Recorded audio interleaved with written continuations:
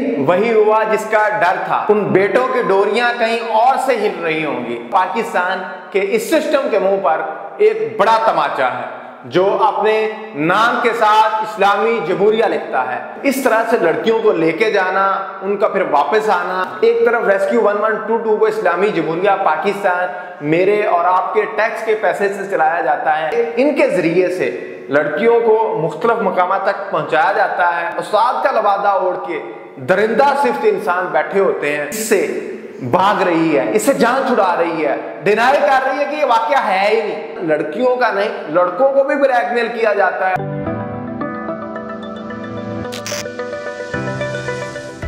अस्सलाम वालेकुम नाज़रीन, मैं हूं आपका मेज़बान AK आज़ाद। आप देख रहे हैं नवाए इंसान।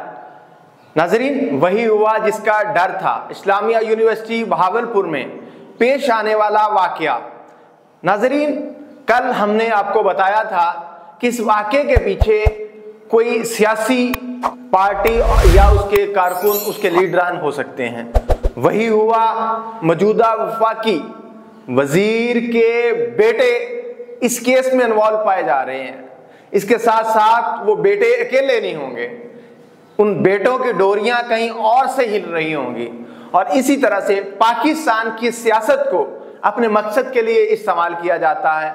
ऐसे ही एक चीफ सिक्योरिटी ऑफिसर के पास 5,500 वीडियोस और तस्वीर का बरामद होना रियासत इस्लामी जमहूरिया पाकिस्तान के इस सिस्टम के मुंह पर एक बड़ा तमाचा है जो अपने नाम के साथ इस्लामी जमहूरिया लिखता है।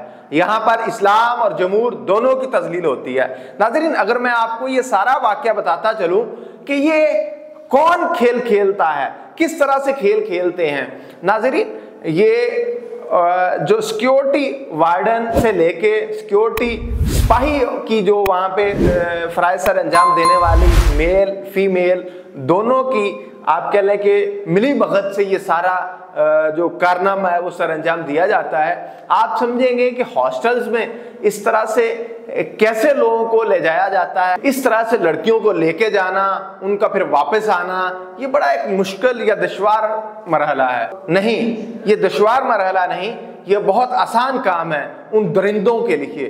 वो क्या करते हैं, ये इनका तरीका वारदात ये होता है कि वो किसी को जो लास्ट टाइम उनका वालिदैन बहन भाई कोई भी मिलने आता है, एक तो उसके नाम की एंट्री डाल दी जाती है और अगली बात ये है कि अगर ये भी नामुमकिन हो, कोई पढ़ी लिखी फैमिली हो जिसमें चीज़ें मशकूक हो रही हों, तो ये मेडिकल की एंट्री डालते हैं। मेडिकल की एंट्री ये होती है कि बच्ची की तबीयत नासाज है, ठीक नहीं है, तो उसको फिर एम्बुलेंस के ज़रिए से जो यूनिवर्सिटीज़ की एम्बुलेंसेज हैं या फिर रेस्क्यू 1122 के ज़रिए से ये खिदमात ली जाती हैं। एक तरफ रेस्क्यू 1122 को इस्लामी जमहूरिया पाकिस्तान मेरे और आपके टैक्स के पैसे से चलाया जाता है। किस लिए कि रेस्क्यू 1122 की सर्विसेज हैं, ये किसी गरीब नदार और बेचारे ज़रूरतमंद के लिए हमारे अदारे काम करें। दूसरी तरफ ये रेस्क्यू हमारी यूनिवर्सिटियों हो या इस तरह से प्राइवेट या फिर ये सरकारी एम्बुलेंस सर्विस हो, ये इनके ज़रिए से लड़कियों को मुख्तलिफ मकामा तक पहुंचाया जाता है, वहाँ तक एमरजेंसी तक एक रिकॉर्ड, फिर उनको ज़री बात है रिलेशन होता है, पैचअप होता है कि आपने फलां हॉस्पिटल तक पहुँचाना है, वहाँ फिर प्राइवेट गाड़ियों के ज़रिए से वहाँ पे फिर आगे उस्ताद के नाम पर उस्ताद का लबादा ओढ़ के दरिंदा सिर्फ इंसान बैठे होते हैं। वो एक पूरी बार्गेनिंग करते हैं, पूरी उनके साथ एक एग्रीमेंट करते हैं कि आपने नाइट क्लबों में काम करना है तो कितनी देर करना है, अगर आपने हमें कंपनी देनी है तो कितने दिनों के लिए, कितनी रातों के लिए कंपनी देनी है। ये एक इस्लामी जमहूरिया पाकिस्तान में एक ऐसा धंधा है यूनिवर्सिटीज़ के नाम पे। मैंने कल भी कहा था, आज फिर वही बात दोहरा रहा हूँ कि हम इन 5,500 हर यूनिवर्सिटी से भी अगर हम लगा लें 5,500 या इस तरह कुछ और काली बेड़ें और इसकी तादाद में इजाफा कर लिया जाए, इस तादाद की बुनियाद पर हम पूरे पाकिस्तान की माओ बहनों बेटियों को इस शक की निगाह से नहीं देख सकते।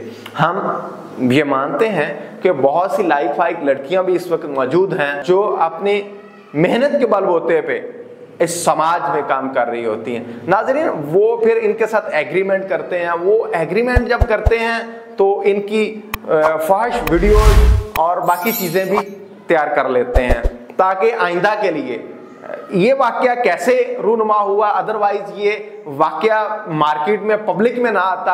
अभी भी वाइस चांसलर हो या बाकी यूनिवर्सिटी की इंतजामिया हो, वो इससे भाग रही है, इससे जान छुड़ा रही है, डिनाई कर रही है कि ये वाकया है ही नहीं, सिरे से झूठ है। क्यों?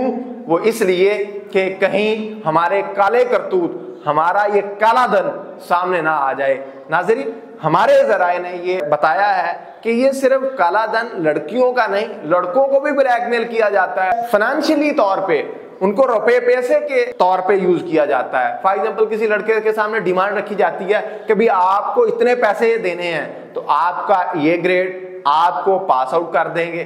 तो ये धंधा अब सामने आ रहा है। जूं जूं ये कलियां खुलेंगी आपके साथ भी चीजें शेयर करेंगे। मैं शेयर कर रहा था ये वाकया कैसे सामने आया, पब्लिक कैसे हुआ। ये एम्बुलेंस इसी तरह से जा रही थी तो आगे जब नाके पे जब देखा कि सिक्योरिटी के इस तरह से हिसार है तो उन्होंने कहा कि ये तो कहीं मामला गड़बड़ ना हो जाए। तो जारी बात है, चोर की दाढ़ी में तिनका।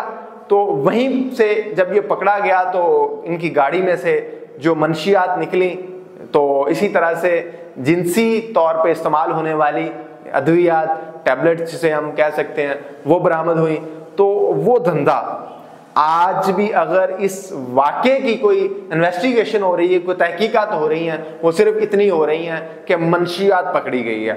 नाज़रीन, मंशियात के पीछे पूरा धंधा, पूरी प्लानिंग उसे बेनकाब होना चाहिए, उसको आया होना चाहिए, पता चलना चाहिए कि इस्लामिया यूनिवर्सिटी नाम इस्लाम का इस्तेमाल, इस्लामिक टच इस्तेमाल करते हुए आप वहां पर क्या गुल खिला रहे हो, क्या धंधा चला रहा है, इसमें कौन कौन इन्वॉल्व है। सियासी जिस तरह से एक सियासी, मैं तब तक किसी का नाम डिस्क्लोज नहीं करना चाहूँगा, अलबत्ता अभी तक की यही खबरें हैं कि एक सियासी मौजूदा वफाकी वजीर के बेटे वो भी इसमें इन्वॉल्व हैं।